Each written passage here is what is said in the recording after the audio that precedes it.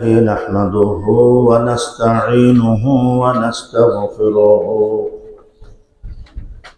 ونعوذ بالله من شرور أنفسنا ومن سيئات أعمالنا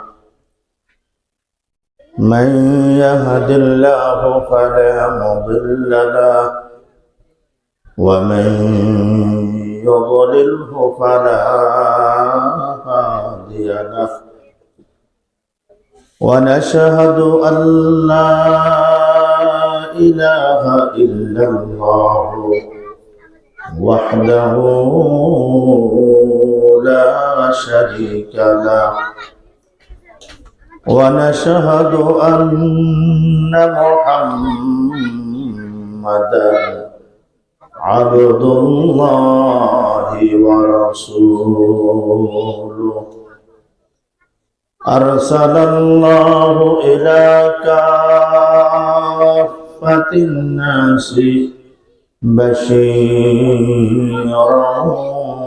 ونذيرا وداعيا إلى الله بإذنه وسراجا منيرا أما بعد فأعوذ بالله من الشيطان الرجيم بسم الله الرحمن الرحيم إن الذين قالوا ربنا الله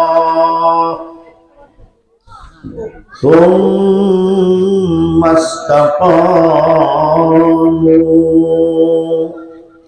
تتنزل عليهم الملائكة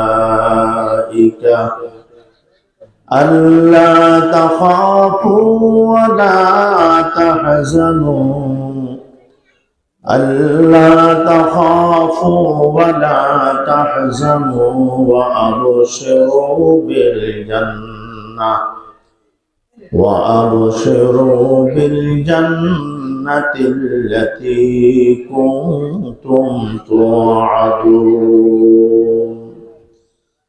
وقال النبي صلى الله عليه وسلم إذا وزي الميت في قبره جاء القرآن عند رأسه والصلاة عن يمينه والصوم عن شماله وسائر الحسنات عند رجليه وقال النبي صلى الله عليه وسلم المرأة إذا صلت خمسها وصامت شهرها وأحسنت فرجها وأطاعت بعلها فلتدخل من أي أبواب الجنة شاءت وقال النبي صلى الله عليه وسلم التائب من الذنب كمن لا ذنب له أو كما قال النبي عليه الصلاة والسلام अल्हम्दुलिल्लाह अल्लाह पाक रब्बे करीमेर दरबारे लाख कोटि शुक्र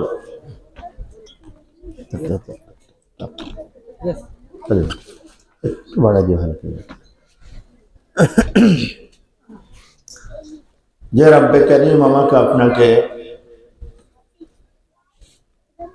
আজ ডিসেম্বর মাসের 26 তারিখ রোজ শুক্রবার দিবাগত রাত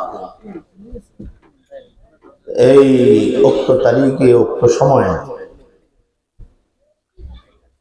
মাদ্রাসার সালানা জলসা বাৎসরিক মাহফিলে অংশগ্রহণ করার তৌফিক দান করছে। খুব শীত পড়তেছে, এর ভিতর দিয়েও আলহামদুলিল্লাহ আপনারা ঘর বাড়ি ছেড়ে এই প্যান্ডেলে বসছেন। আল্লাহ পাক আমাকে আপনাকে সকলকে এই কষ্টের উসিলায় মাফ করে দেন। আল্লাহ পাক এই কষ্টের উসিলায় দিনকে জিন্দা করে দেন। মাদেরকে বলবো, আমি খুতবায় আপনাদের উদ্দেশ্যে বিশেষ আমলের হাদিস পড়েছি। আপনাদেরকে আমি আলোচনার শেষ প্রান্তে ইনশাআল্লাহ খাস কিছু কথা রাখবো, আশা করি শুনলে লাভবান হবেন। খুব একটা রাত নেব না, আমরা আবার ফিরে চলে যাব ঢাকামুখী হয়ে। এই জন্য ভাই মাশাআল্লাহ আবু মুরব্বী আসছেন, খুশি লেগেছে। আল্লাহ যারা আসছেন বসছেন সকলের গুনাহগুলো মাফ করে দেয়। আর ভাই গুনাহ মাফের ঘোষণা হাদিস পাকেও আসছে, দ্বীনি মজমাতে আসলে যে গুনাহ মাফ হয়, দ্বীনি মজমাতে রওনা হলে কদমে কদমে নেকি হয়, কদমে কদমে গুনাহ মাফ হয়, এটা হাদিসে আসছে। قال النبي صلى الله عليه وسلم আল্লাহর হাবিব সরকার দো আলম আকায়ে নামদার জনাবে মুহাম্মদুর রাসূলুল্লাহ সাল্লাল্লাহু আলাইহি ওয়াসাল্লাম মুবারক জবানে মুবারক হাদিস ইরশাদ করেছেন আমার আপনার ব্যাপারে। বাইরে আমার লক্ষ্য করে শোনা চাই, নবীজি দ্বীনি মজমায়ে আসার ব্যাপারে কি বলেছেন? قال النبي صلى الله عليه وسلم من سلك طريقا يلتمس فيه علما سخر الله له به طريقا إلى الجنة سبحان الله। হাদিসে পাকে নবী ইরশাদ করেন, আল্লাহর যে কোনো বান্দা চলতে শুরু করলো, হাঁটতে শুরু করলো, কোন পথে হাঁটতে শুরু করলো? ইলম শিখার পথে। আজকে আমরা মাহফিলে আসছি, এটাও একটা ইলম শিখার রাস্তা। কথা বলেন ঠিক না? কারণ উলামায়ে কেরামরা কথা বলছেন যাবত বানিয়ে কোনো কথা বলেন নাই, কোরআনে পাক থেকে হাদিসে পাক থেকে কথা বলেছেন। দোস্ত আমি যতদূর চেষ্টা করব কোরআন হাদিস থেকে কথা বললাম, নিজের বাবার দিনের ঘটনা, দাদার দিনের ঘটনা, ফিরের ঘটনা, মুরিদের ঘটনা, না না না, এমন কথা বলে রাখতে কোনো লাভ নাই। কথা চিল্লিয়ে বলে ঠিক কিনা?